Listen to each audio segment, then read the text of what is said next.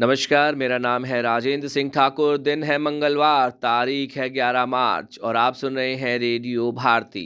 सबसे पहले हेडलाइंस।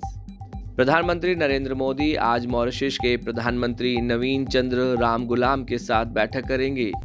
मणिपुर में राष्ट्रपति शासन को लेकर आज लोकसभा में होगी चर्चा।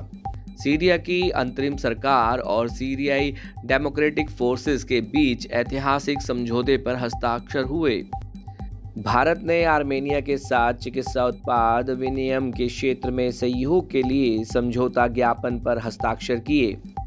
कृषि मंत्रालय ने 2024-25 के लिए मुख्य कृषि फसलों के उत्पादन के द्वितीय अग्रिम अनुमान जारी किए। सेबी ने सख्त किए एसएमई आईपीओ के नियम, अब नहीं होगा निवेशकों के हितों से खिलवाड़। इंडियन सुपर लीग फुटबॉल में मोहम्मडन एएससी ने पंजाब एएफसी को 2-2 के बराबरी पर रोका। महिला प्रीमियर लीग क्रिकेट में मुंबई इंडियन ने गुजरात जॉइंट्स को 9 रन से हराया। अब खबरें विस्तार से। प्रधानमंत्री नरेंद्र मोदी 2 दिन के दौरे पर मॉरिशस की राजधानी पोर्ट लुइस पहुंच गए हैं। इस दौरान वे वहां विभिन्न कार्यक्रमों में हिस्सा लेंगे। मॉरिशस यात्रा के पहले दिन आज प्रधानमंत्री sir Seewoosagur Ramgoolam Botanical Garden जाकर सर शिवसागर रामगुलाम और सर अनिरुद्ध जगन्नाथ की समाधि पर श्रद्धांजलि अर्पित करेंगे।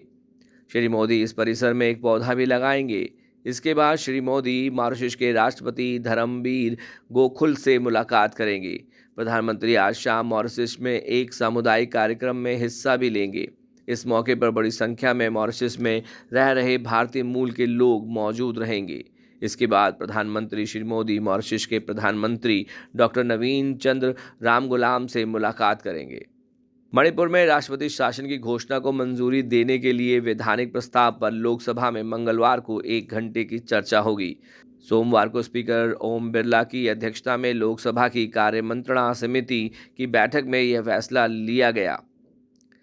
सीरिया की अंतरिम सरकार ने कुर्द नेतृत्व वाले गुट सीरियाई डेमोक्रेटिक फोर्सेस के साथ ऐतिहासिक समझौता किया है, जिसके तहत इस गुट को सरकारी संस्थाओं में शामिल कर लिया जाएगा। इस समझौते के नतीजे में पेट्रोलियम से समृद्ध पूर्वोत्तर सीरिया को नियंत्रित करने वाला एसडीएफ अब अपने नागरिक और सैन्य संस्थानों को सरकारी व्यवस्था में शामिल कर सकेगा। समझौते को साल के अंत तक लागू किया जाएगा। इसके जरिए इराक और तुर्की के साथ सीमा पर सभी हवाई अड्डों और पूर्वोत्तर में तेल क्षेत्रों को सीरियाई सरकार के नियंत्रण में लाया जाएगा। वहीं उन जेलों के भी सरकार के नियंत्रण में आने की उम्मीद है जिनमें इस्लामिक स्टेट समूह के लगभग 9,000 संदिग्ध सदस्य बंद हैं। भारत ने चिकित्सा उत्पादन विनिमय के क्षेत्र में सहयोग के लिए आर्मेनिया के साथ समझौता ज्ञापन एएमयू पर हस्ताक्षर किए हैं। कल नई दिल्ली में विदेश मंत्री डॉक्टर सुब्रमण्यम जयशंकर और आर्मेनिया के विदेश मंत्री अरारात मिर्ज़ायान की उपस्थिति में इस पर हस्ताक्षर किए गए।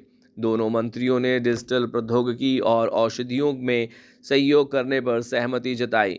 दोनों नेताओं ने राजनीतिक विचार विमर्श, व्यापार, संपर्क, शिक्षा, संस्कृति और जनसंपर्क के क्षेत्रों सहित भारत आर्मेनिया द्विपक्षीय सहयोग को व्यापक विस्तार देने की भी समीक्षा की। दोनों देशों ने सुषमा स्वराज विदेश सेवा संस्थान और आर्मेनिया के विदेश मंत्रालय के राजनयिक विद्यालय के बीच सहयोग से संबंधित समझौते ज्ञापन पर भी हस्ताक्षर किए।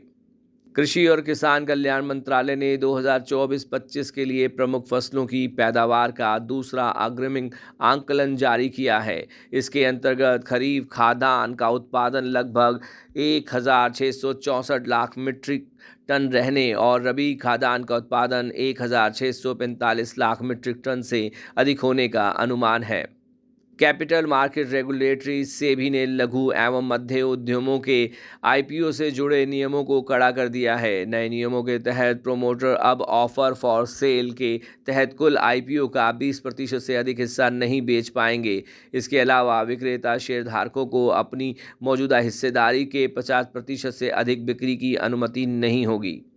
कोलकाता के किशोर भारती क्रीड़ांगना में कल रात हुए इंडियन सुपर लीग फुटबॉल के मुकाबले में कोलकाता के मोहम्मडन स्पोर्टिंग क्लब ने पंजाब फुटबॉल क्लब को 2-2 से बराबरी पर रोक दिया।